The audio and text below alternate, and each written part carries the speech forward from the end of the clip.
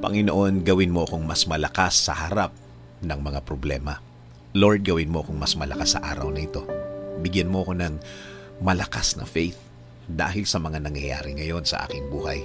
Alam kong hindi ako dapat nakatingin sa mga mabibigat na problemang ito at sa iyo ako dapat nakafocus. Ilagay mo sa aking puso at isipan ang iyong pagmamahal at pag-aalaga.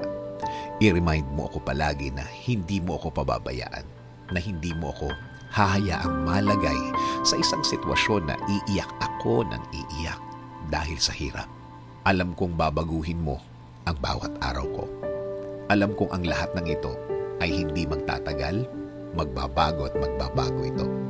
At hindi mo hahayaan ako, Lord, na mawala ng loob sa mga araw na darating. Alam ko na lagi mo akong i-guide sa tama at tahimik na buhay.